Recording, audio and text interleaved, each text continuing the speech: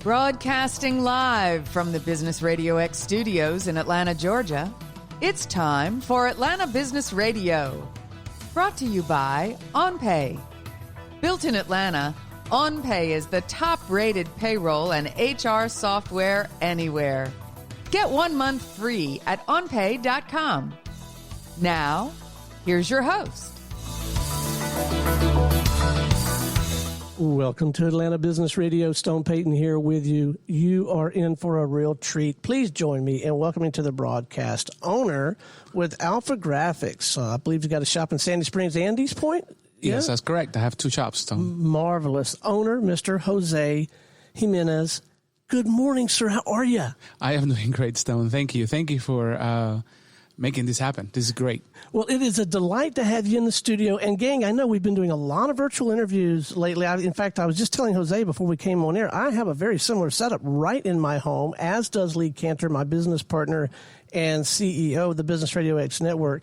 But, man, I was just itching to get in the studio. Jose was willing to come to the studio. He wanted to see the Sandy Springs Innovation Center. And so I got to tell you guys, it feels good to stretch your arms, stretch your legs. There's no dogs, cats, kids, dishwasher in the background. This is going to be a professional production. Jose, first question, what compelled you to take on the responsibility of running your own business, or has that always been your path? Oh, no, this is a new path for me. I had a wonderful corporate job for a long time, and unfortunately that job got eliminated in the summer of 2018. After thinking for a while about what I wanted to do next, I decided, on business ownership. And after doing some research, I learned that if you're a small business owner that's part of a franchise network, that your chances of making it do improve. So then it was a matter of exploring which of the thousands and thousands of franchise business models it was the one that was right for me. And I did a lot of research and determined that this was the right path for me. I can't imagine that process, because I would think that you would be inundated. Even if you narrowed it down to a category, you would still have so many choices. Did you go get some help? Did you do most of the research on your own? What was that process like? Sure. So actually, I discovered early on, fortunately, that there are folks who can help you focus on the right franchise for you. Franchise advisors, I think they're called. And I got lucky enough to connect with 2 or 3 really good ones that not only provided me with materials that I could read about what business ownership would be about, what being part of a franchise generally would be about, and then they, using my interviews with me and some other tools, put choices in front of me that I could look at and evaluate on my own. And that really helped narrow the choices for me. I don't think I could have gone through the thousands and thousands on my own. So I am forever thankful for those 3 folks who helped me kind of narrow things down. So you landed very, very squarely within the AlphaGraphics family. So at some point you had a conversation with people at AlphaGraphics. What was that first couple of phone calls like? So it's an interesting. So I've discovered in the process of investigating this that getting into franchising is a heavily regulated activity. The federal government has an interest in it, and the Federal Trade Commission has rules that franchisors must follow when they are trying to sell their idea to someone. Well, those rules specify some things, including significant disclosure documents that they must make available to anyone wanting to buy a franchise, as well as the ability to talk to other franchisees already in the network. So I took advantage of all of that. At the very beginning with AlphaGraphics, I connected with their franchise development team, and they were very helpful at least getting me to begin to understand what it meant to be in the network. And in December of 2019, I attended something called Discovery Days, which is, I believe it is required, if not very common among all franchises, where you go to the headquarters of the franchisor and they study you and you study them. It really is a two-way kind of conversation. It's like a job interview in one direction and you're doing due diligence in the other direction. I left Denver excited about the possibility, and the franchisor after that decided to extend me the invitation to join the network.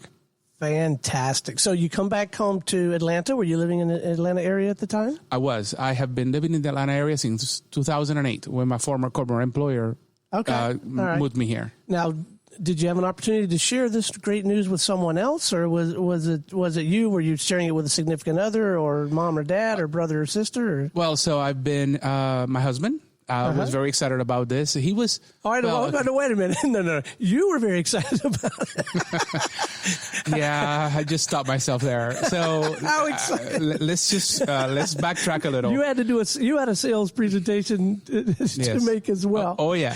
So when I decided to go into business ownership, Jim, that's his name, he and I had to have a very serious conversation about this, because this is not what he had thought we would be doing. Now he has a job, but it was more of a matter of, okay, so he had trepidations, concerns about getting into business. So this was even before Hey, that's not what I signed up for, man. You had a corporate job. Yeah. And I could just hear it. Yeah. So, but to his tremendous credit, really, despite his reservations, he then said, okay, I'm all in. I'm all behind you. And that allowed me to continue to explore business ownership, eventually, deciding on franchising and then AlphaGraphics. But before I went into this journey, we had to have that conversation. And it was good. Yeah. Well, aren't there just 100 moving parts when you're trying to get a new business off the ground, right? There's the regulatory stuff. And look, you don't have a business till you can go get a customer, but then you got to have some. It's almost like a chicken and egg, right? Like you try to sell a customer before. Like what comes first when you're setting up a new business like this? So let me first. So from February of 2019 through August of 2019, my life was very interesting. I loved it, but I decided to enter into this network in a very particular way that puzzled even the folks in Denver who run the franchise.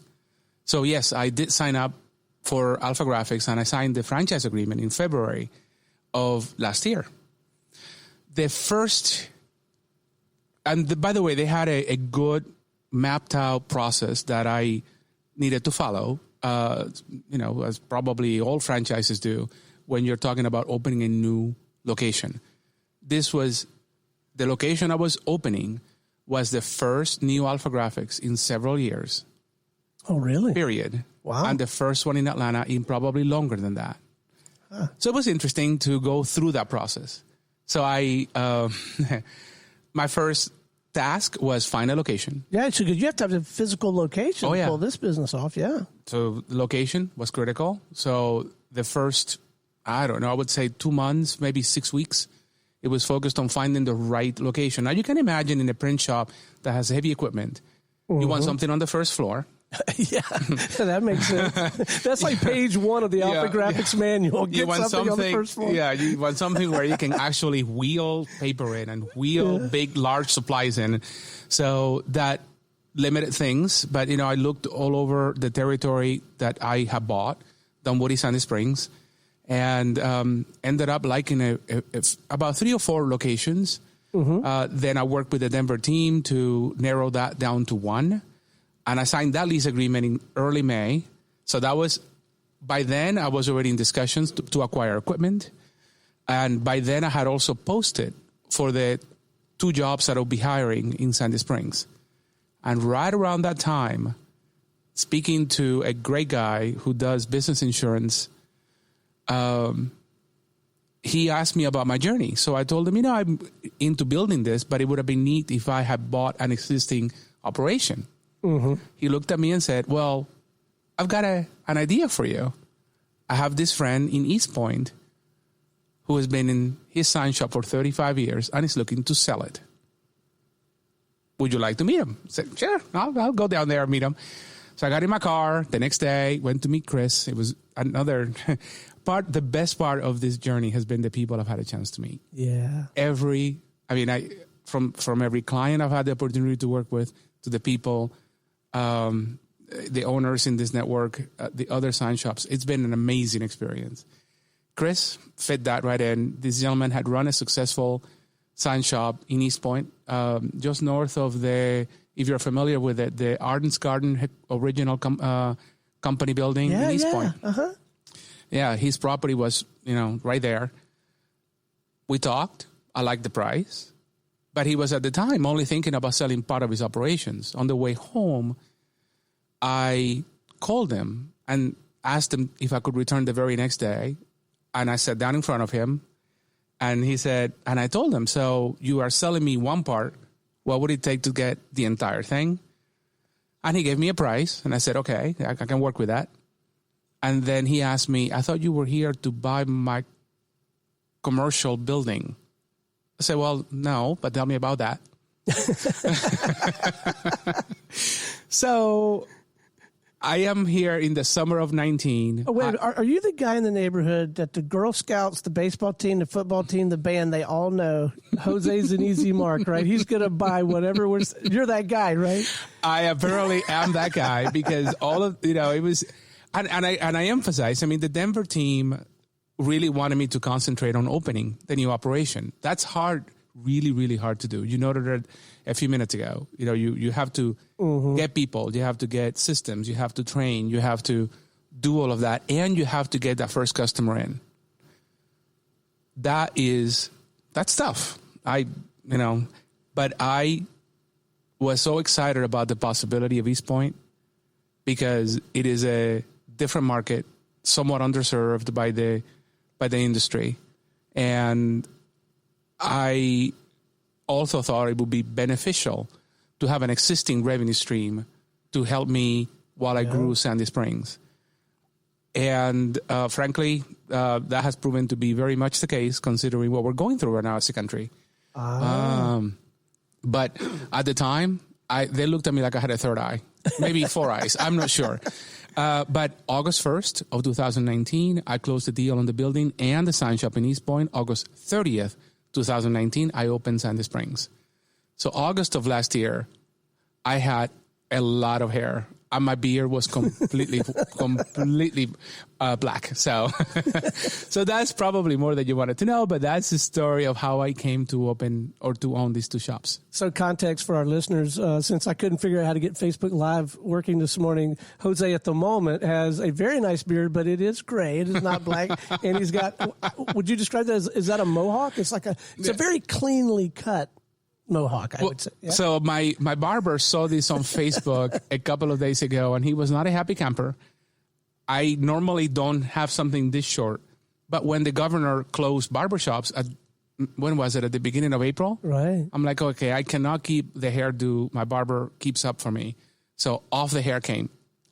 I'm not kidding. That was a really good call. Also, for additional context, gang, your producer, Stone, and host today, I'm wearing a hat under headphones because I went the other direction and I had one patio haircut from my sister-in-law, and it was very gracious of her to do that. But it inspired a new idea for me, Jose. Headphone hats. I'm thinking if you could take a hat like this and then build in like a flap. Oh, that's good. So look for some stony headphone flap thing. Okay. So at least you didn't have a haircut by Floby. No, I did not, but I threatened to because my grandfather used to have one. All right. So you got both of these things up and running, and you started getting customers in, and it was feeling good. Yeah. So Sandy Springs took a while to get going, and ironically, our best month was March. Wow. But it is nothing about the journey to date has really surprised me. Huh. I expected it to be tough at the beginning. It's an industry where if you're trying to break into it, just about every client, unless you're a brand new business, has an existing relationship, either with a local printer or sign shop. Interesting point. Hadn't thought about it. But if you've been in business for any length, we're sitting here looking at, and we didn't get them from you. We've got mic flags here. We got a banner on the wall. You're unseating or complementing existing stuff, right? Right. So, but that was what I signed up to do, and I have benefited tremendously from the support of the franchisor. They've been there even through the most frustrating elements of the journey. I remain in awe of the people whose expertise, has allowed me to really produce things, because this is not the world I come from at all. Marketing and visual communications and graphic design is as far away from what I not only studied in college, but did professionally. Interesting. So I am in awe and in gratitude of the people who come through my doors to work for me. And they bring a lot of talent and a lot of dedication and engagement. And it blows my mind every single day. So one thing I do have, my friends would argue, my husband would definitely argue, is a sunny personality. So I can get out. Hey, I'm a reference point. If you need, it doesn't sound like you need a reference. You absolutely have a sunny personality. So you have people in your shops with the technical expertise, and I'm sure that they had to meet some criteria for cultural fit and that kind of thing as well. But I'm operating under the impression that your sweet spot, your long suit, is building, cultivating, and relationships. That's right. Yeah? Yeah. That has always been something I've carried. And that particular skill set has really helped me professionally throughout my career. For instance, in one of the jobs I had from my former corporate employer, I ran external regulatory affairs. So my role was to, understand and the decision makers in federal agencies that regulate telephone service, cable service, internet access service, and understand what they needed, understand how our goals for policies could align with their goals for public policy.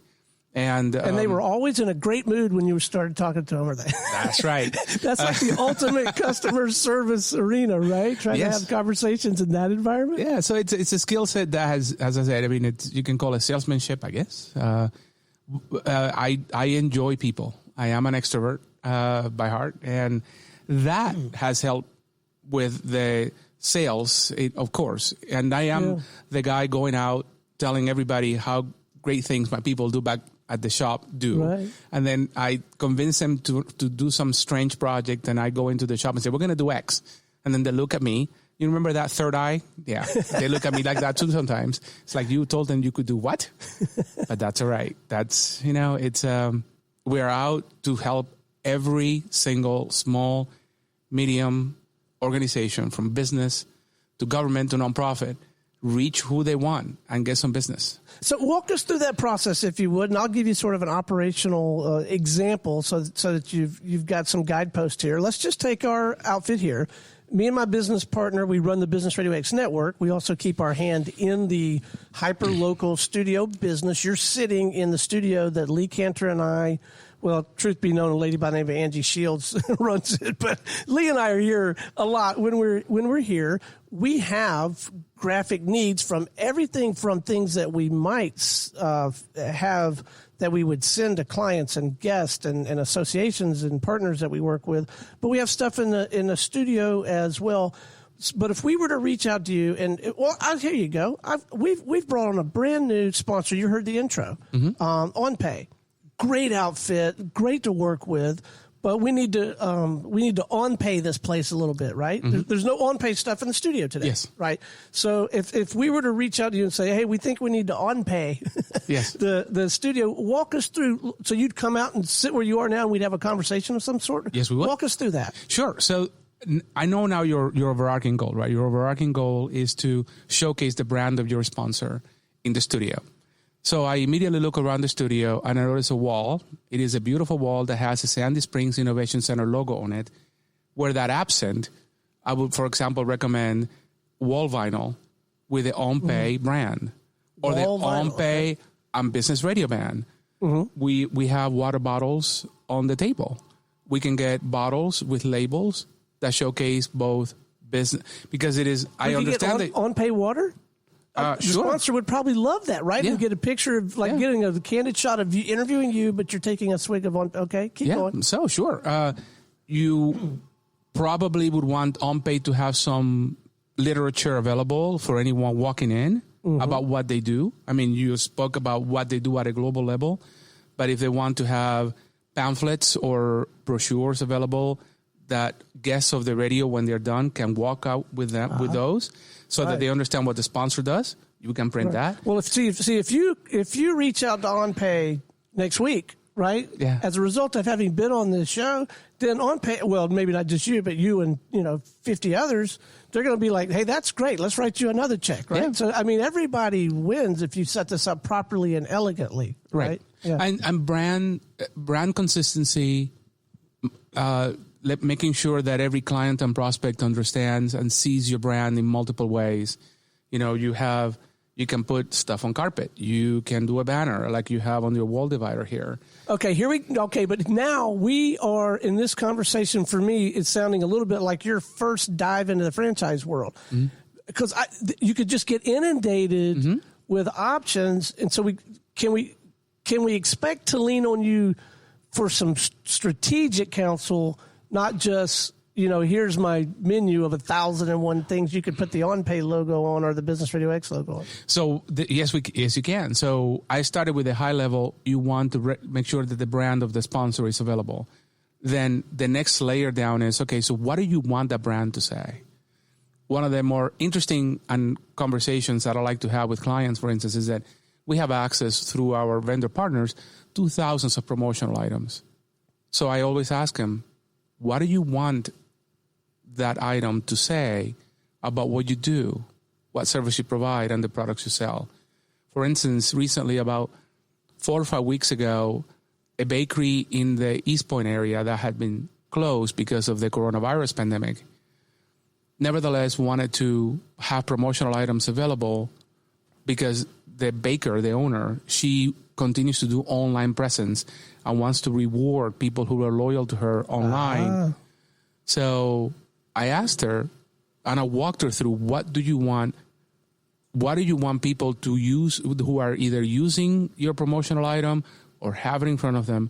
What do you want that item to say about you? And we ended up settling on, she wanted a cake server. She hadn't thought about that, but she's a bakery. It's a baker. So, nice. So I want to have that discussion about promotional items. In terms of printed materials, again, you can have a very dense, trifold that has every nuance about your business, but is that really effective? How can we make that an effective piece that tells your story without overwhelming the reader? You know what that just made me think of? I think my daughter, who is studying graphics, and she bought from her cousin's shop in Ohio for Mother's Day for my wife this nice little legal pad, not a whole bunch of stuff on it. Just across the top of it, it just says things to do before happy hour. But it was nice and clean and simple. And I bet you there's a commercial version of that's simple, clean, provides the right message for a radio studio or a restaurant or any business, right? Right. And, vehicle graphics are another area where I sometimes I have chat. It's not that I don't want somebody's business, don't get me wrong, but I want to make sure that the business that does business with us spends its money the right and wise way. Right. So we can, if you're going to design something for a vehicle, you need to understand that that's a very quick impression. Someone is going to be behind you for a nanosecond or two. Are they going to sit there and write down your website? Unlikely. Right. They might remember a telephone number. They might remember an impression or a name, but people are visual. So. And stop cutting people off in traffic once you get graphics on your car. Yeah. Now you have to drive differently. That's right, because it will be that toll-free number where people call and say, how am I driving? Poorly. Very not good at all. Okay, before we wrap, I want to talk a little bit about how you've managed the last several weeks. You mentioned the bakery lady. I will say I've seen signage in grocery stores and places where I'm thinking, well, maybe some of the signage folks are really doing okay right now. Yeah, what's that been like? So in my individual story is that, the Sandy Springs location is slow. East Point is steady, as I mentioned earlier, when, my decision so because those businesses have a relationship with us, and so they have continued to come back. In the industry overall, the paper printing is slower than the signs. we are all kind of waiting with bated breath about what happens after the rush of getting COVID-19 related signage like social distancing goes away. I decided early March, that I wanted to stay open. I wanted to keep my people in the shop. Right. I wanted them engaged. I was going to stretch my resources to do whatever it took to do that. I also respected the fact that each individual would have to make a call as to whether they wanted to continue to come in. And I did lose one person. Okay. But the rest of the team rallied. And, we have continued to do marketing, both via email and on the website, to make sure people understand that we're open and we're ready to help them. I have continued to have conversations with prospects about what signage or printing they might need, even if it is for the future. Yeah, well, that's key, right? Somebody like you recognize this now more than ever. You cannot abandon these relationships. If anything, you need to double down and and really be communicating with anyone you wish to serve. Yes, that's correct. I mean, so you've got to continue to do it, and you've got to do it with compassion. A lot of these businesses, a lot of the clients are struggling, really hurting. They're hurting. So you've got to understand that.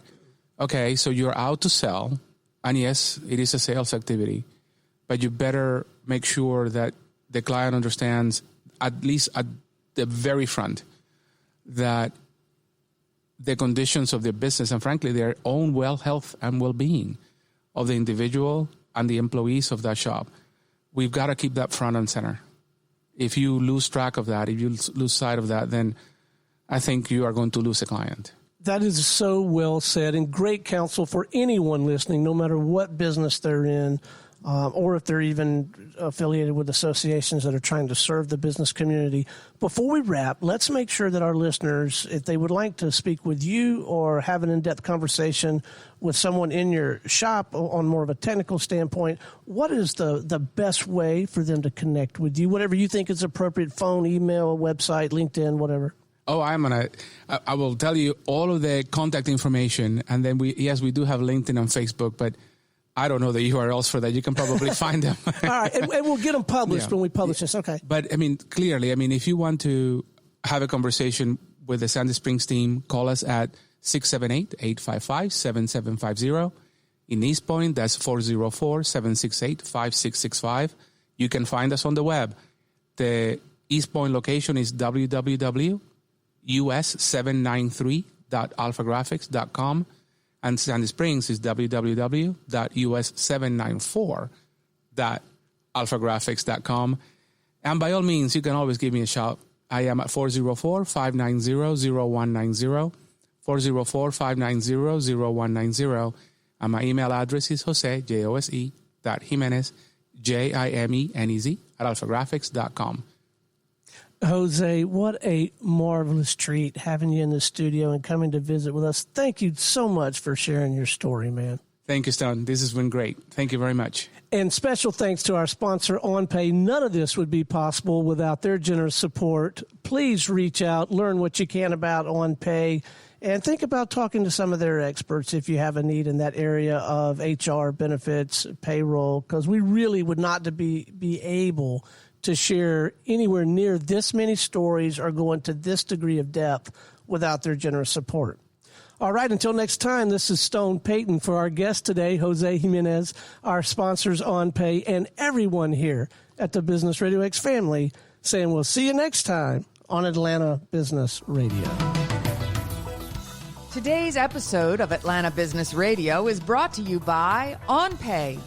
Built in Atlanta, OnPay is the top-rated payroll and HR software anywhere.